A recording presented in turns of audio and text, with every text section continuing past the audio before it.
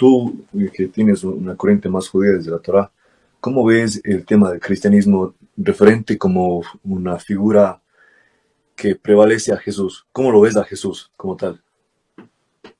Yo personalmente como un ser humano normal, no, yo personal, sin adentrarme mucho en las fuentes judías, Jesús fue un personaje que alrededor de él se construyó toda una narrativa, que estoy muy seguro que Jesús no pretendía que se creara una religión detrás de él y lo volvieran un dios. Si realmente Jesús pensaba en el monoteísmo hebreo, porque vivió en Judea del siglo I, ¿no? Si él realmente tenía esa forma de pensar, yo dudo muchísimo que él estaría muy contento que lo hayan vuelto un dios unas cuantas décadas después de él. Esa es mi perspectiva personal, un ser humano que, pues sí, él no seguía los valores de la Torah propiamente como los plantea el judaísmo, eh, pero bueno, se desencadenó como se desencadenó, se hizo un personaje alrededor de lo que fue el personaje. Claro, totalmente, sí. Tengo el gusto de hablar con algunos amigos que son de corriente judía y algunos de ellos incluso se refieren a Jesús como de una forma despectiva. Me llama a mí la atención, ¿no? Porque soy una persona a la cual le encanta investigar y demás. Déjame ver si puedo prender mi cámara, creo que sí, creo que no. A ver, creo que ahí está. Ya, ahí estamos. Bueno, Ahora, buenísimo. qué gusto, sí. Ahí sí, sí, sí se me ve, ¿verdad? Sí, por fin alguien pone cámara. No sabía cómo poner la cámara acá, que no hago mucho live con otras personas. Eh, Más bien yo te hago la consulta porque, o sea, dentro de mi racionalidad, ¿no? Filosófica, yo me planteo qué importancia ha tenido Jesús en el trayecto de la historia. Y bueno, después de Jesús tenemos a otro eh, personaje que es Mahoma. Sin embargo, la repercusión que ha tenido Jesús en la historia me parece interesantísima.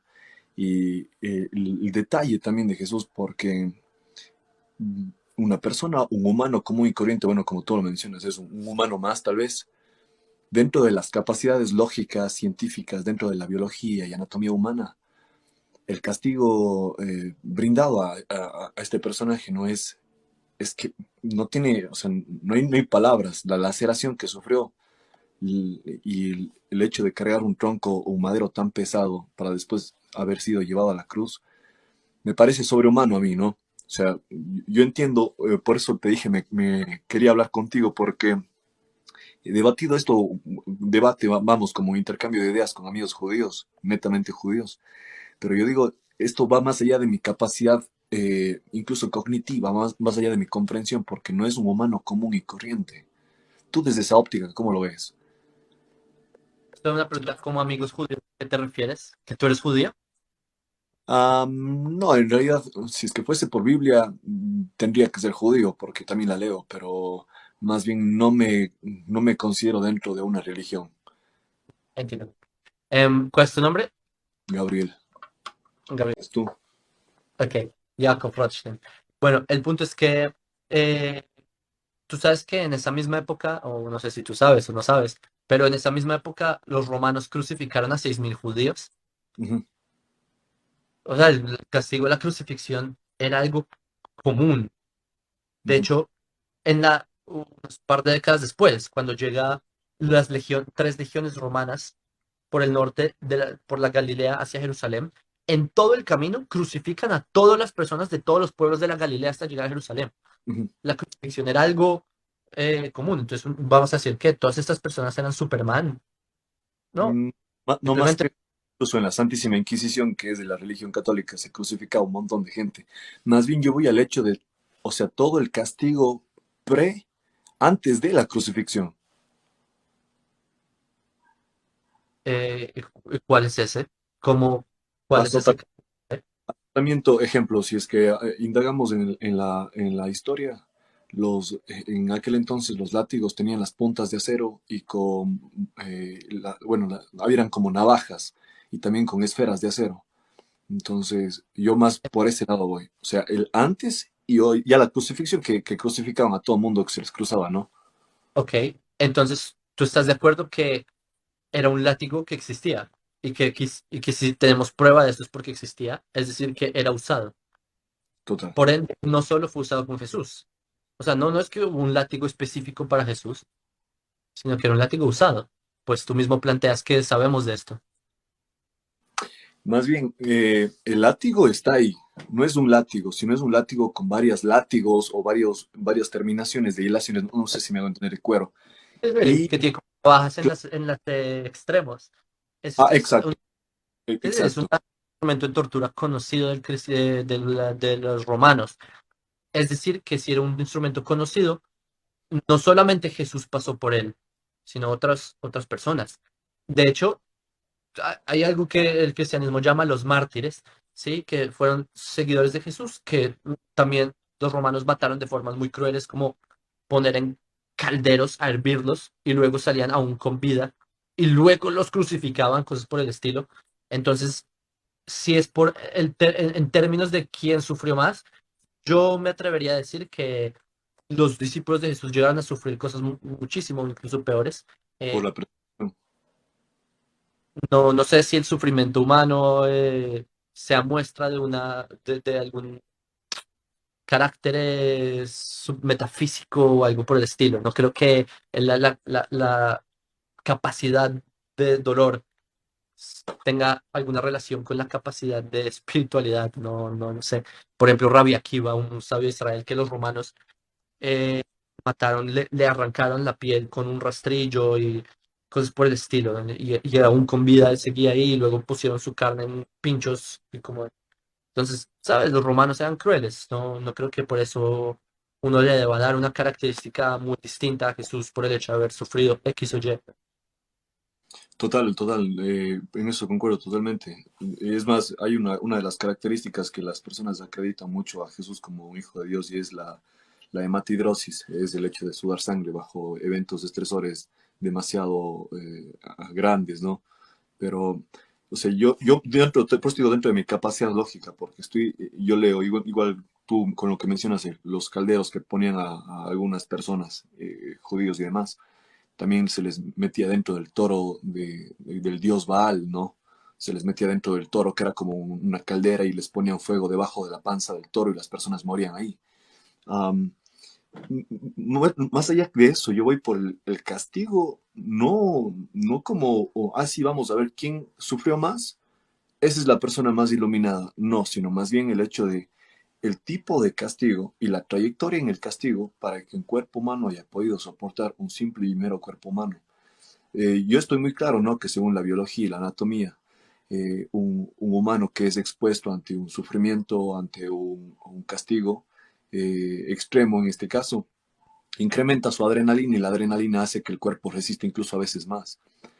Pero este tipo de laceración que yo veo, que es el camino que tiene vamos, de laceración que es expuesta hacia el tipo, me llama mucho la atención porque primero es, vamos, latigado, pero no latigado, que generalmente latigaban a la gente y ya, y la encerraban o la mataban ahí mismo, sino él sufre el castigo con látigos, pasa de la mano de un verdugo a otro verdugo y luego es llevado cuesta arriba en un camino de piedras cargado un tronco. Que esto es lo que te digo, que generalmente esto no hacían con los demás, con las demás personas. Esto es datos ¿Cómo, en historia. Disculpa. cómo sabes que no hacían esto? O sea, en la adaptación está. La adaptación está y que no había un trayecto como, vamos, el Vía Crucis, es llamado por la vía de la crucifixión. Este Vía Crucis que sale de ahí, de la vía de la crucifixión, que bueno, para mí, yo te digo desde mi óptica, para mí, vamos, que el catolicismo es algo satánico sobre todo, incluso. Eh, pero hay tanta historia que yo te digo, para mí mi faceta lógica, mi faceta racional y cognitiva, es como, ¿cómo carajo un cuerpo humano, así común y corriente, pudo soportar esto? ¿Y qué relevancia tiene el sujeto? Porque yo te pregunto a ti, ¿no? Porque siempre veo que creo que es la tercera vez que checo un video tuyo y es muy interesante lo que dices. Pero desde la óptica judía se lo ve a Jesús como una persona común y corriente. Yo, o sea, yo a pesar sin ser judío y sin tener un culto religioso como tal, yo lo veo más bien sobrehumano. Eh, Antes de comentar sobre la Vía Crucis, que realmente todos, digamos, los eventos de la Vía Crucis aparece su primer relato en el siglo XII por un historiador italiano. Ujú. Entonces es un poco armado, es un poco interpolado, no es algo realmente histórico. Eh, y también, de hecho, en los evangelios está escrito que el que cargó la cruz no fue él, no fue Jesús, fue eh, Simón, el ¿En que dónde cargó la dice? Busquemos. Por eso te digo, ¿dónde? Para poder buscarlo ahora. Sí.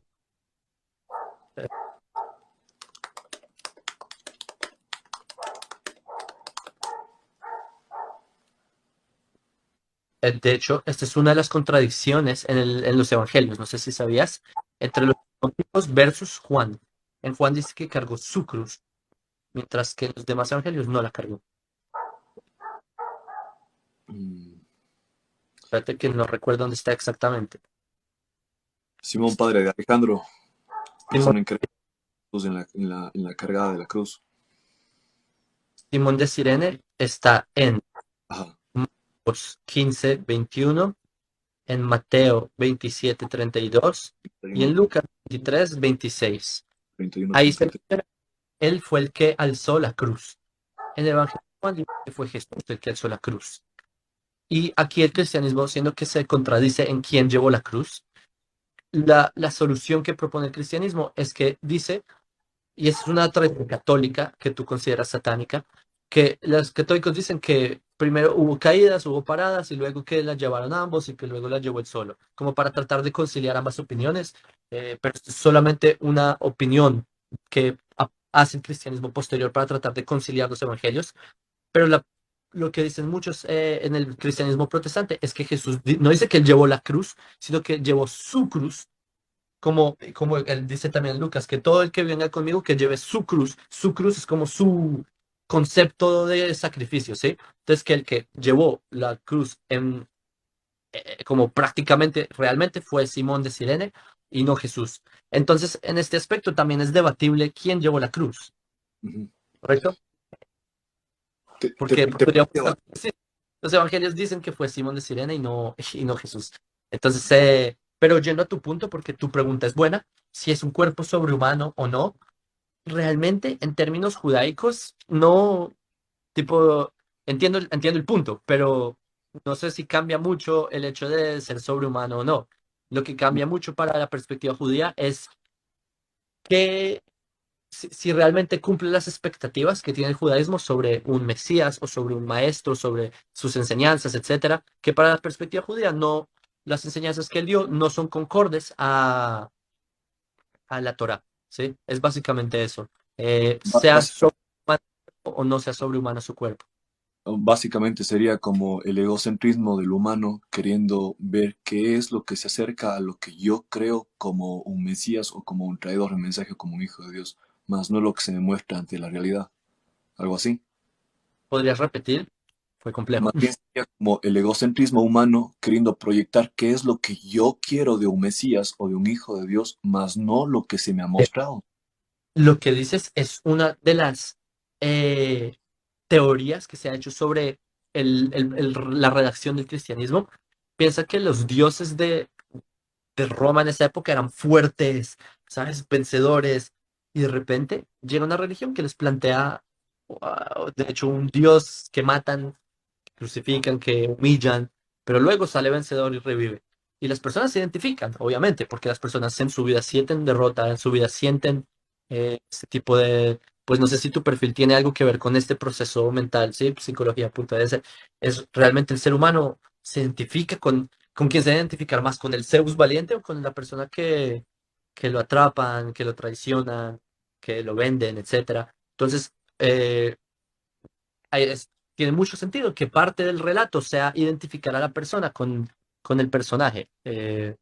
Yo sí veo que tiene mucho sentido ese planteamiento, eh, que es exactamente lo que tú dices. Claro, igual a Horus también lo crucificaron y nació un 25, bueno, unas épocas de diciembre, ¿no? Que es como, para mí es como una reencarnación. Yo te planteo esto más del cuerpo, o sea, de la resistencia corporal y anatómica, No sé, tú tal vez has hecho algún deporte de resistencia. Yo fui soldado del ejército israelí de una unidad de élite, sí. Genial. Yo te digo desde mi óptica, ¿no? Yo practico artes marciales desde que tengo 7 años y he estado en competencias de Jiu-Jitsu, de Muay Thai, de Taekwondo, pelea en jaula. Y yo desde mi óptica, ¿no? Por eso te digo, yo me planteo, pero bueno, por acá, qué bestia. O sea, un humano, el hecho de poder trabajar, cuando trabaja vamos, su cuerpo, su resistencia, cuando hace entrenamientos de agua, entrenamientos de tierra, es muy variable, incluso cuando una persona se expone ante una situación en la cual se tiene que enfrentar y exponer sus capacidades físicas al máximo. Dejar de alimentarte, comer ciertas cosas, pero exponer tu fuerza como tal y la resistencia. Yo digo, no, yo por eso te planteo las capacidades físicas, bueno, mencionadas en los libros, en los textos, incluso dentro de mi capacidad evolutiva e imaginativa, digo, caramba, esto es sobrehumano. Pero más allá de que sea sobrehumano, para mí y la repercusión, ¿no?, que tiene Jesús, bueno, ahora tenemos redes sociales, y a pesar de que tenemos redes sociales, por ejemplo, yo aquí en TikTok creo que tengo unos 240.000 seguidores, en Instagram cerca de 100.000, en YouTube cerca de 9.000, pero coño, estamos hablando de redes sociales, Sí. estamos hablando de una época digitalizada. Entonces, yo digo, la filosofía de este sujeto, o sea, como tal, porque no es el hecho de Jesús, porque como Jesús, hubieron un montón en el planeta que fueron crucificados, que fueron apedreados, que fueron humillados, que tuvieron filosofías ajenas y que la gente se opuso a la filosofía por ser reveladora. Pero, ¿qué importancia tan grande tiene este sujeto como para minimizarle y decir, ah, sí, solo fue un humano más? Y yo te digo, ¿no? Yo debato así a veces con ateos y demás. Pero dentro de lo que soy yo, me llama mucho la atención el hecho de que minimicemos el trabajo que alguien hizo. Vamos, que no estamos hablando de redes sociales. La laceración que alguien sufrió, que vamos, no estamos hablando de un soldado, de una persona que se mete a pelear en la jaula, sino estamos hablando de un sujeto que tiene más de 200 millones de fanáticos, vamos a llamarlo así porque así son, o de seguidores, o de followers, alrededor del mundo. Y se me hace muy llamativo que en el hoy por hoy sigamos minimizando esa trayectoria o esa repercusión en la humanidad. Sí, de hecho, así empezó nuestra conversación, que a mi consideración se hizo un halo alrededor del personaje, que no es necesariamente lo que era el personaje, ¿sí? Y esto lo hacen sus seguidores, lo hace la teología posterior, que luego lo vuelven un tipo, luego lo vuelve una persona que resistió. Acá vi en los comentarios, alguien dice, nadie resistió 81 latigazos. ¿Quién resiste eso? Pues en el caso Eichmann, durante la Segunda Guerra Mundial, hay uno de los testigos cuenta que le dieron 81 latigazos los alemanes, los nazis en la Segunda Guerra Mundial y sobrevivió, además de estar bajo condiciones de hambruna extrema, haber sido un niño, ¿sí? No, no era un Superman, era un niño, porque así fue cuando tenía el Holocausto, caminatas de cientos de kilómetros en la nieve y sobrevivió, ¿sí? Pero, y por esto vamos a subestimar su capacidad espiritual, etcétera. No, no sé si tiene que ver. Em, pero a lo que tú planteas, yo realmente creo que sí, obviamente. Yo no dudo que Jesús haya sido un líder en su época, etcétera, que planteó cosas en contra de la Torah es otra cosa. Dejemos ese tema aparte. Pero de que fue líder, obviamente tuvo que haber tenido seguidores lo suficiente como para haber creado ese impacto, que luego ese impacto a partir de Pablo de Tarso se desencadena mucho más. 100%. Pero no por tener seguidores en el judaísmo, los números, ¿sabes? Inflar algo algo no lo Ajá, hace verdad porque sea mucho, ni algo lo exacto. hace verdad porque sea muy fuerte. Ujú. Lo que hace verdad es porque simplemente los conceptos están alineados con la verdad. Es ese, digamos, si me entiendes, como que el judaísmo trata de quitarse todas esas Sesgos. ideas como, ok, ¿hizo milagros? O- Pero, ok, la pregunta es si el mensaje detrás de esos milagros está alineado con lo que transmite la Torá. Si me entiendes, como que es una cosa es su capacidad física y otra cosa es el mensaje que transmiten los evangelios a través de este personaje Jesús. Te comprendo. Me mencionas que No es lo mismo dejarse llevar de una serie de falacias como ad hominem, como solo porque es este sujeto y este sujeto tiene un título, este sujeto dice la verdad. Te comprendo hasta ahí. Y otra cosa, pero que me indicas es que vamos hacia la búsqueda de la verdad. Yo cuestiono, ¿no? Te digo porque me siento a hablar con amigos míos que son judíos y es para romperse la cabeza, ¿no? Pero, ¿cuál es la verdad acá? ¿Sabes? Porque si Jesús vamos, que si fue un humano más y estamos en búsqueda de la verdad, ¿cuál es la verdad? Porque la verdad, tal vez para el judaísmo es esa, pero el judaísmo, bueno, no sé, ¿a qué judaísmo te refieres tú? Tal vez estamos hablando de la casa abrámica, estamos hablando de 4.000, 4.500 años, pero hay cultos y religiones mucho más antiguas. Entonces, ¿cuál sería la verdad en ese caso? Y te entiendo totalmente, por eso hablé de la filosofía de Jesús. Vamos, que hoy por hoy el marketing ha desgarrado totalmente lo que es la apariencia de Jesús. Ahora le pintamos con ojitos azules, con ojitos verdes, le pintamos con risitos de oro, le ponemos como si tuviese una serie de filtros en el rostro, con una barba perfectamente delineada. Y bueno, vamos, que ese es el marketing, porque posiblemente Jesús incluso fue de tu color un poco más moreno, ¿sabes? Porque vamos, que de dónde es, que en dónde nació, que de dónde viene, era un sujeto que caminaba de aquí para allá, que vamos, que tenía exposición al sol y posiblemente su piel estaba incluso quemada. Entonces, sí por ese lado, pero por otro lado, lo que yo menciono, ¿no? ¿Por qué hacer de menos a una persona o un personaje? Vamos, no lo mencionamos como un hijo de Dios ni como Dios en la tierra, pero ¿por qué hacer de menos y por qué creer que Jesús no fue un Mesías? Según yo he dialogado con judíos, ¿por qué creer que Jesús no es un Mesías cuando en realidad es uno de los personajes más grandes en el trayecto de la historia y es uno de los más nombrados y es uno de los que más realza en toda la historia de la humanidad? Es buena pregunta. Em, la pregunta es, ¿tú sabes cuál es la definición de Mesías? Mm, si hablamos etimológicamente o dependiendo de dónde.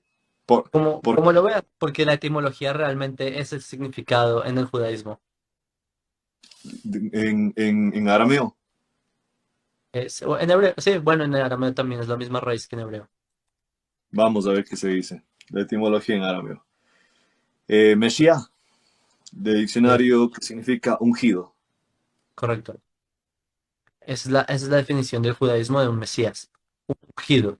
Un Ujú, ungido es rey en el judaísmo, porque a los reyes se les ungía.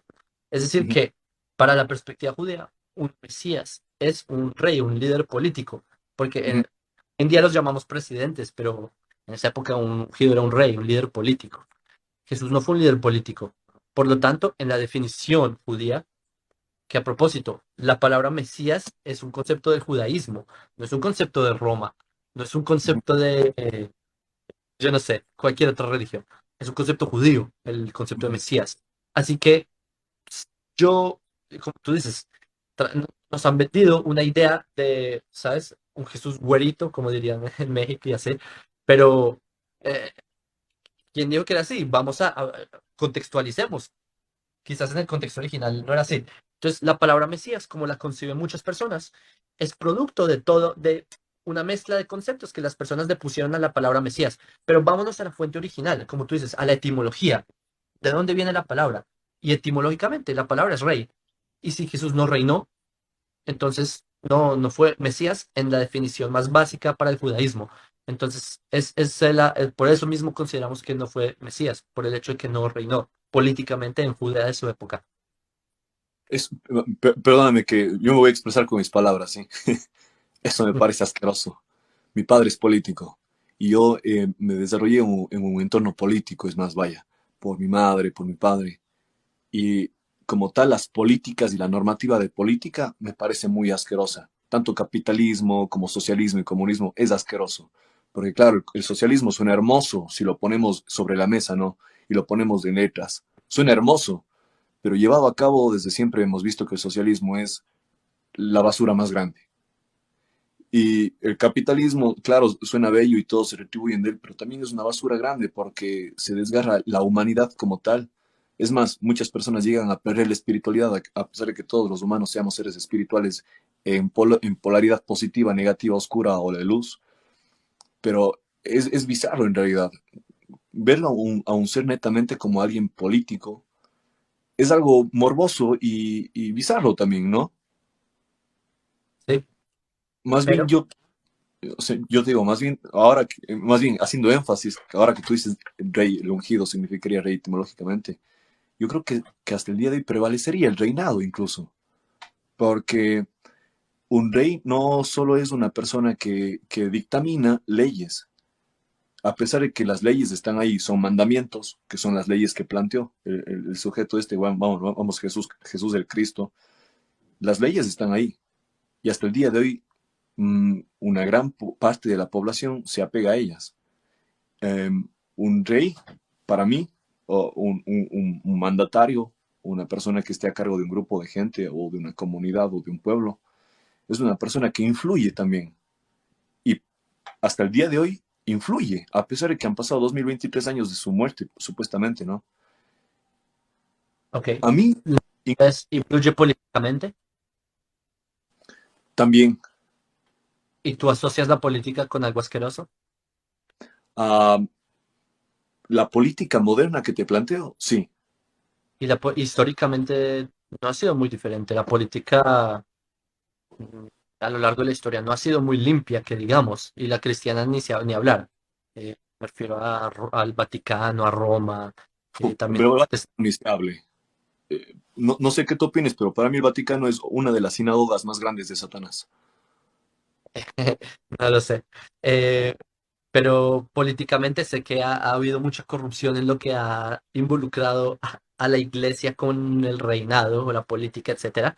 Eh, la conclusión mía es que las enseñanzas de Jesús que entraron en la política no arreglaron la política.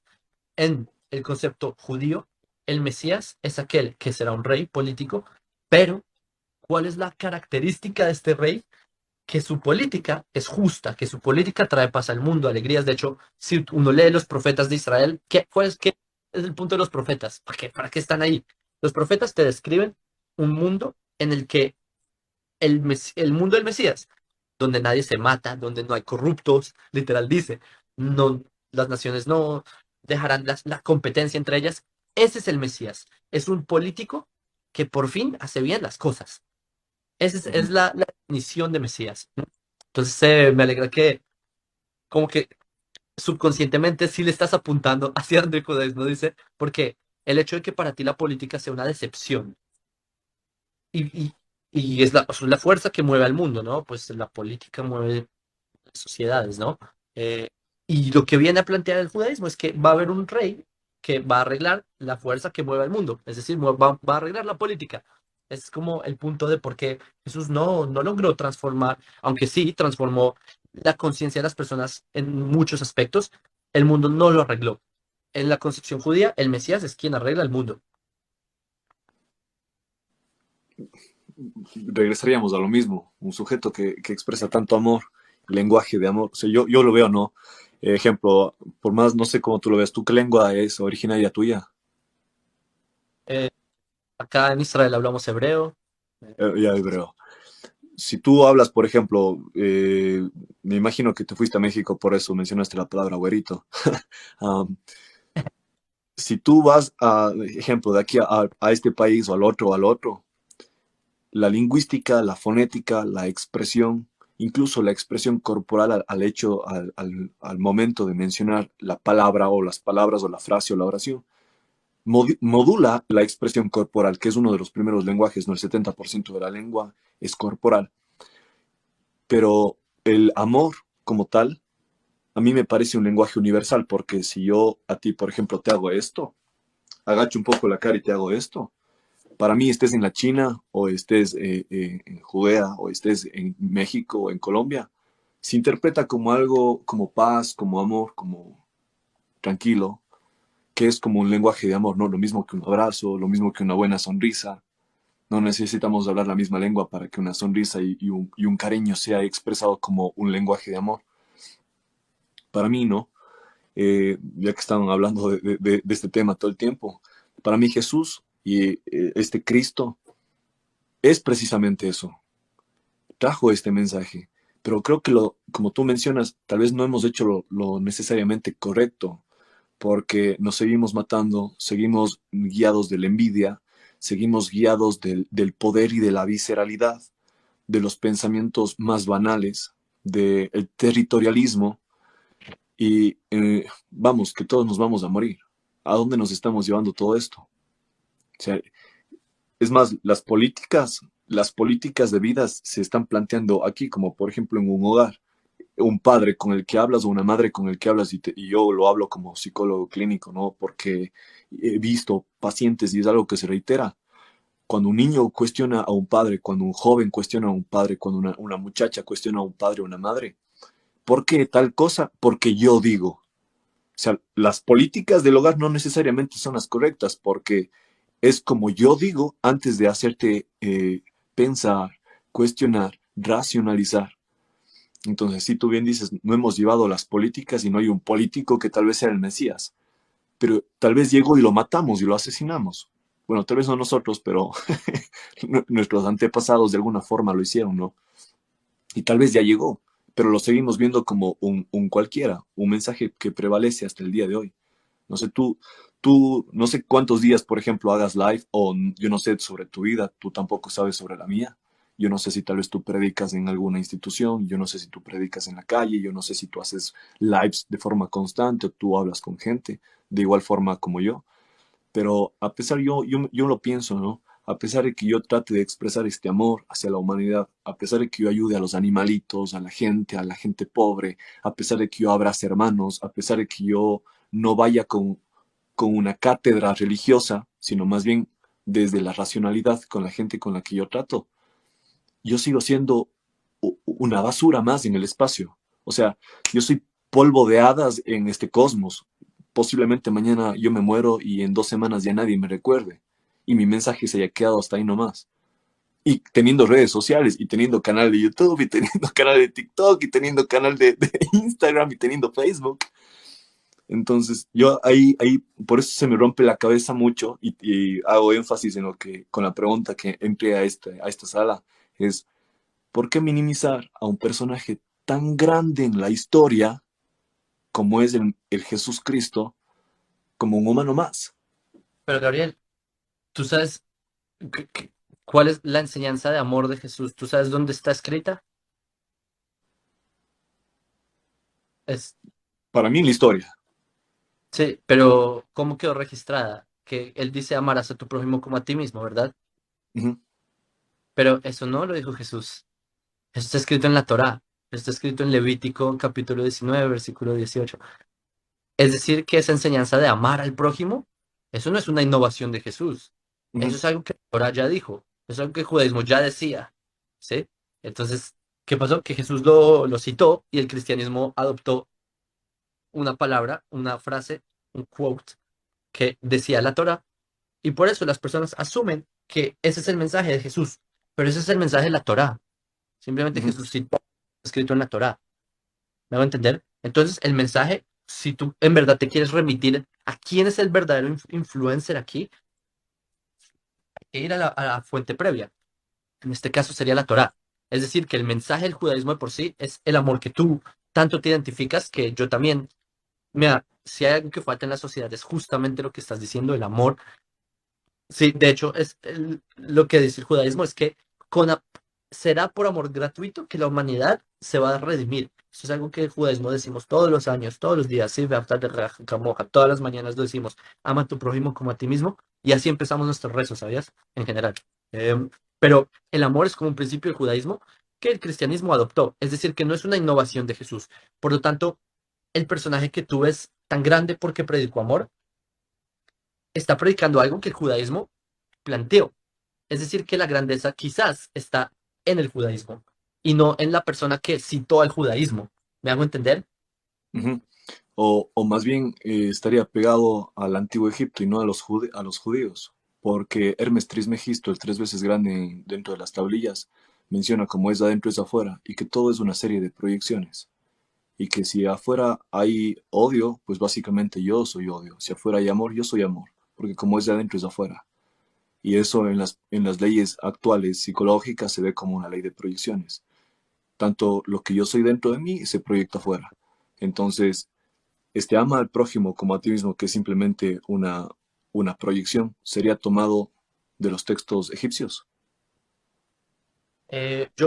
Yo veo de hecho una discrepancia, que aquí lo que está planteando este texto que tú dices es que yo proyecto lo que tengo adentro, ¿sí? Si hay, no, de hecho lo planteaste al revés, que si hay amor afuera y amor adentro, ¿no? Como es adentro es afuera, como es Ah, arriba primero es... es afuera. Entonces tú dices, si yo amo, entonces yo amo a los demás. Si yo odio, odio a los demás. El judaísmo te dice al revés. El judaísmo te da una orden de amar. Dice, ama a tu prójimo. No te está diciendo que si tú amas, la consecuencia es que habrá amor. El judaísmo no te está pidiendo que, no te está preguntando si tú amas o odias, te está dando una orden. Entre comillas, sí, el amor no se puede ordenar amar a alguien, ¿verdad? ¿Cómo puedes ordenar hacer una emoción? Acá el punto del judaísmo, porque obviamente no puedes ordenar emociones, te está diciendo, ama, aunque tú Ujú. tengas dentro, no proyectes odio, ama, entiende por qué te amas a ti y ama a los demás. Esa es como, digamos, yo vería una diferencia entre lo que es una proyección de algo que te nace versus algo que tú como ser humano tienes que canalizar y lograr. Ujú. Por ejemplo, acá yo veo, no sé, en los comentarios, hay gente que odia y mucho en los comentarios, en algunos. Y yo no puedo creer que ustedes sean judíos. Bueno, hay de todo, ¿no? Pues Pero yo no, de hecho no creo que acá haya ni un solo judío, pues viendo los nombres de los usuarios. Pero no sé, eh, pero coño, yo creo contigo que hay mucho, yo creo que es odio, es simplemente intolerancia, ¿sí? A la gente le molesta escuchar personas que, que digamos, tienen piensen. ideas contrapuestas o cosas por el estilo. No, yo creería que personas que piensan, porque a fin de cuentas, tal vez como ellos piensan, tú piensas y yo pienso, el hecho de no tener esta tolerancia o un poco umbral de tolerancia hacia otras opiniones, eso ya es de estar jodido, jodido de mente y jodido de corazón.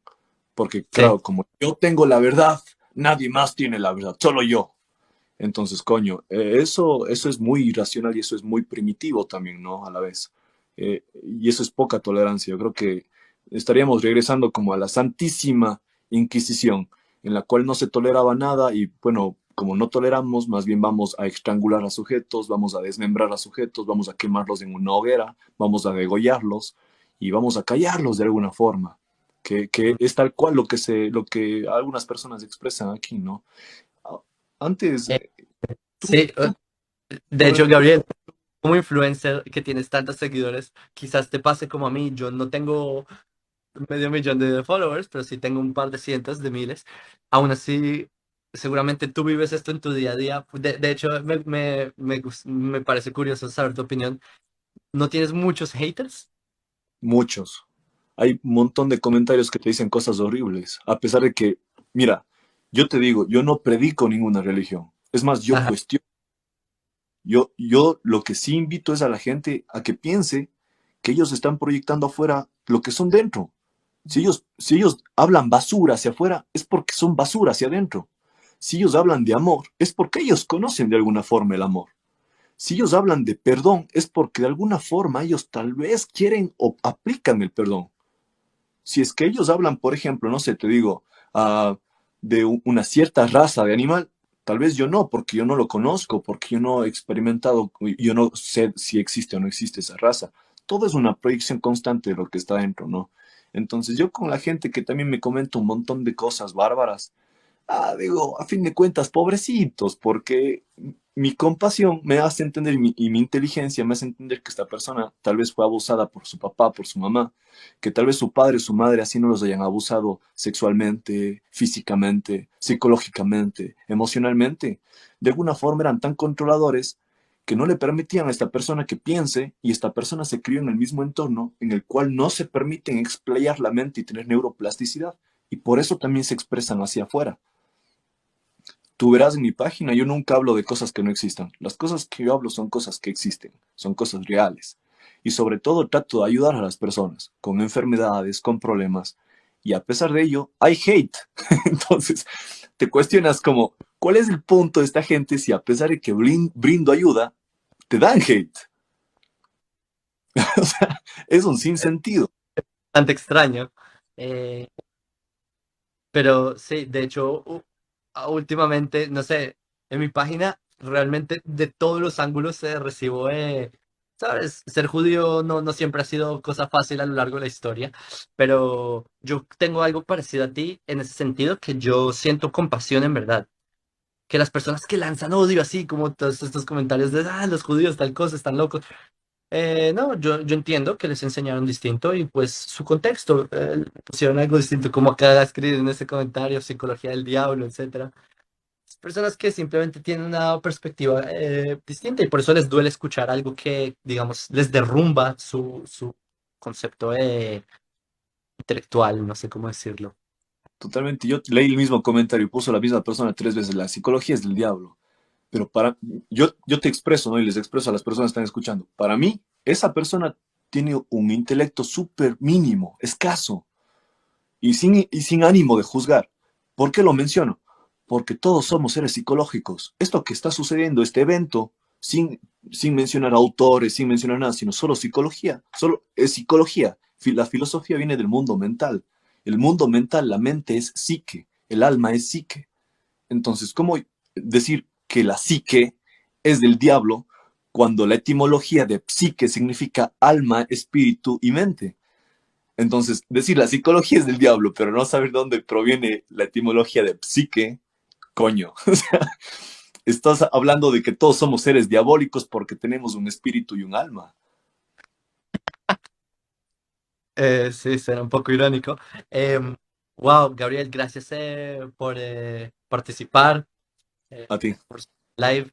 Un saludo desde Israel y que con la ayuda de Hashem, Hashem, así decimos Dios en los judíos, eh, luches duro para que tu sociedad sea mejor. Se ve que eso es lo que buscas, que la gente sea mejor.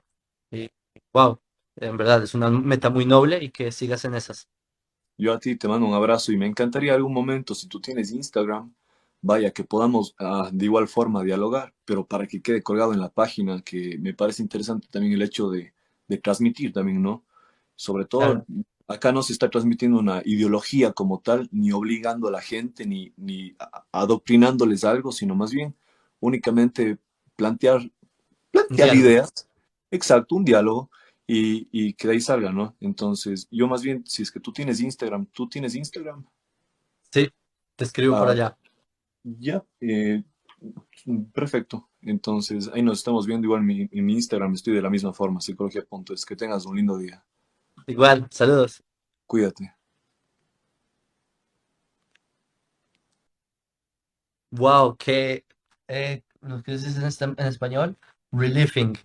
Como hablar con alguien que no viene a disparar ideas así, tratando de destruirlo a uno teológicamente, sino personas que vienen, le hablan a uno, dialogan, así uno discrepa, porque obviamente hay muchas cosas que él planteó que yo no estoy de acuerdo y que no tiene nada de malo. Em, entonces sí, qué grato poder hablar así. Espérense, había alguien que...